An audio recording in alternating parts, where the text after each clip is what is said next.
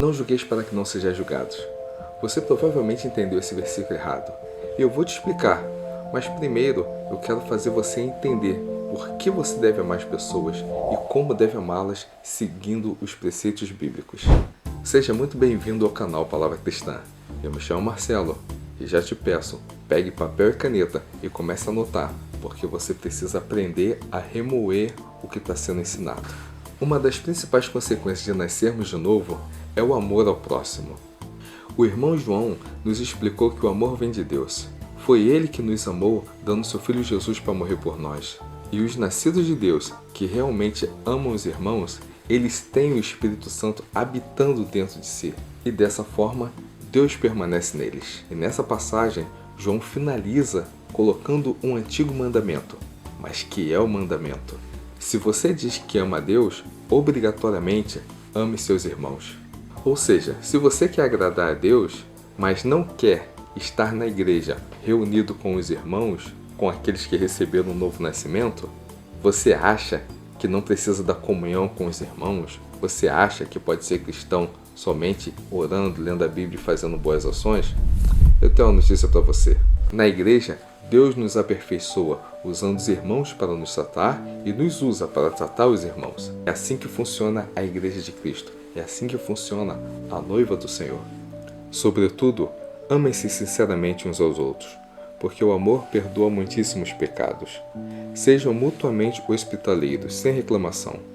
Cada um exerça o dom que recebeu para servir os outros, administrando fielmente a graça de Deus em suas múltiplas formas. Se alguém fala, faça-o como quem transmite a palavra de Deus. Se alguém serve, faça-o com a força que Deus provê, de forma que em todas as coisas Deus seja glorificado mediante Jesus Cristo, a quem sejam a glória e o poder para todo sempre. Amém. Nosso querido pastor Pedro deixou esse texto para nos explicar como seria a demonstração de amor entre os irmãos.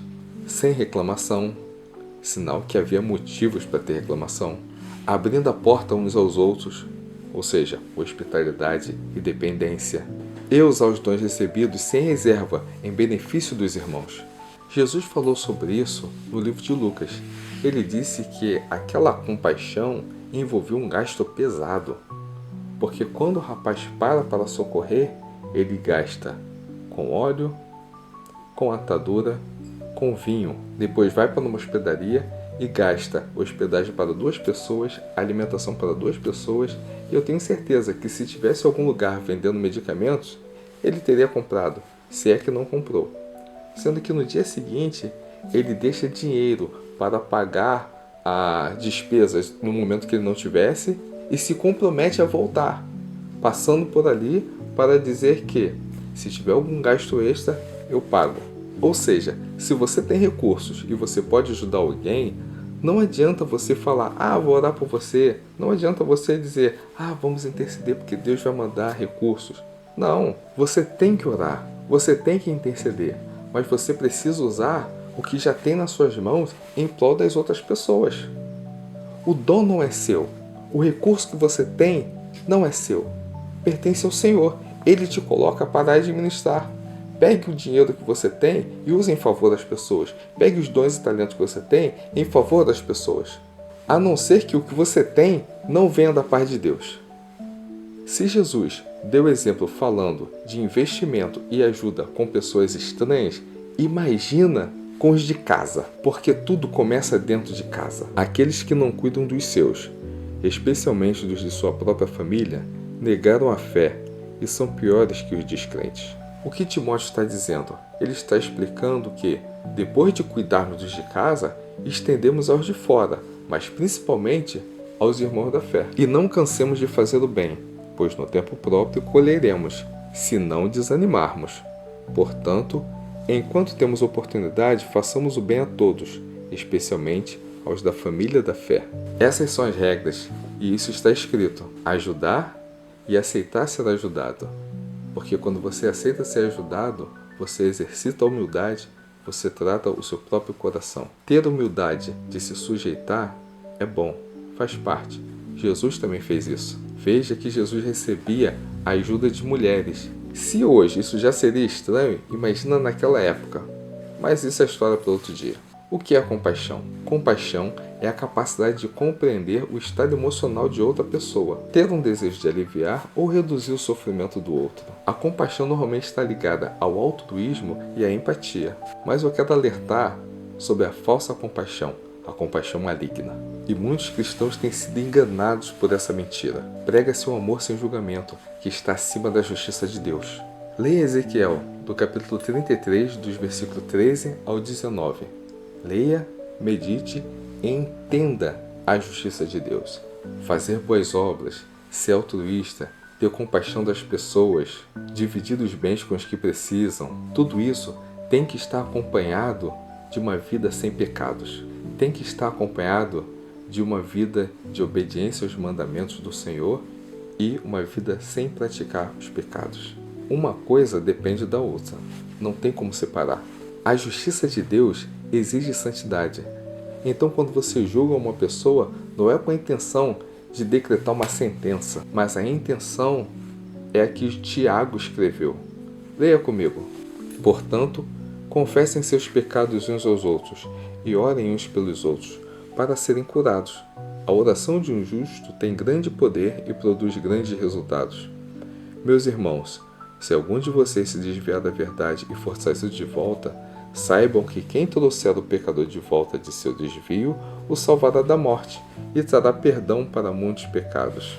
Veja que ele fala de trazer a pessoa que errou para o caminho certo. É desse julgamento que Jesus está falando em Mateus 7. Hipócrita, tire primeiro a trave que está no seu olho, e então poderá ver bem para tirar o cisco que está no olho do seu irmão. Primeiro você conserta a sua vida, e depois você ajuda o seu irmão a se consertar também, porque nem sempre ele vai estar percebendo que está entrando no caminho de pecado e precisa de ajuda. É nesse sentido que nós devemos julgar, e não no sentido de julgar como se fôssemos juízes. Eu vou dar um exemplo de compaixão maligna. Um ótimo exemplo dessa compaixão é o exemplo de Pedro, nessa passagem aqui. Aqui, Pedro se compadece de Jesus. Pedro realmente não quer que veja Jesus sofrendo. É o mestre dele, é o Senhor. Pedro não aceitava que Jesus fosse preso, sofresse e fosse morto. E isso é normal, mas Pedro falou as frases erradas. O certo seria ele dizer a seguinte frase: se existe uma profecia, ou seja, Deus disse que isso vai acontecer, então estarei orando para que você tenha forças para cumprir esse propósito, pois a vontade de Deus é perfeita.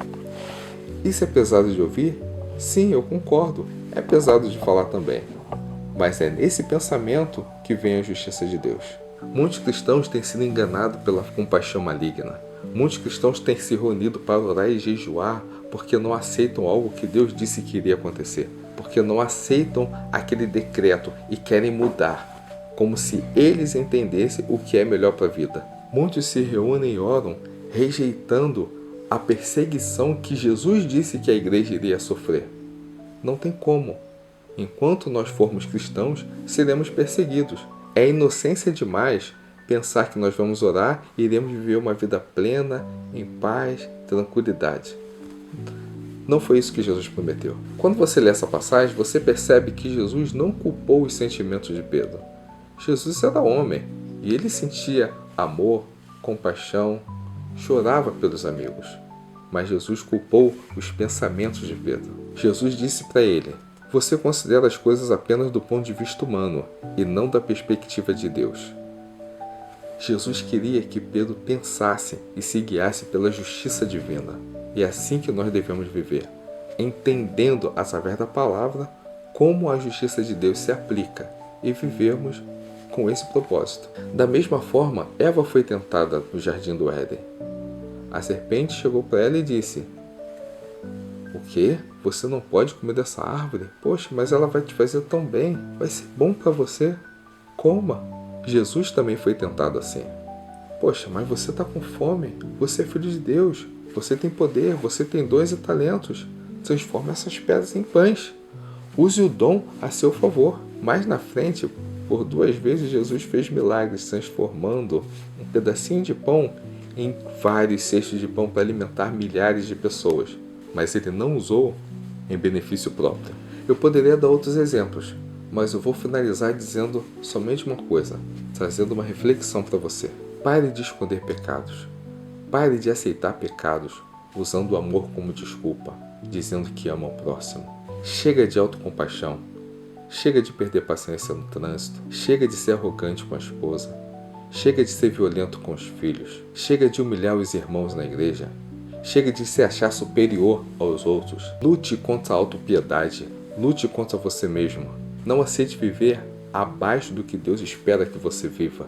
Entenda que o Espírito Santo habita em você e Ele quer te aperfeiçoar, porque precisa de um aperfeiçoamento para nos encontrarmos com Cristo. Mas se você não tem a convicção que o Espírito Santo habita em você, aceite a Jesus hoje. Ele pode te perdoar, Ele quer habitar em você, Ele quer te dar uma nova vida, Ele quer te transformar. As suas fraquezas não querem dizer nada, os seus pecados não querem dizer nada. A partir do momento que você aceita Jesus como seu Salvador, Ele te transforma, Ele te aperfeiçoa, Ele muda a sua história, Ele muda o seu presente e Ele mudará o seu futuro. Você terá uma vida que você não imagina hoje, mas acredite, será muito diferente. Que o Senhor Jesus te abençoe, que seus mandamentos estejam gravados em nossos corações e diante dos nossos olhos. Se inscreva nesse canal, ative o sininho, compartilhe, deixe seu comentário e até o próximo vídeo. Deus te abençoe.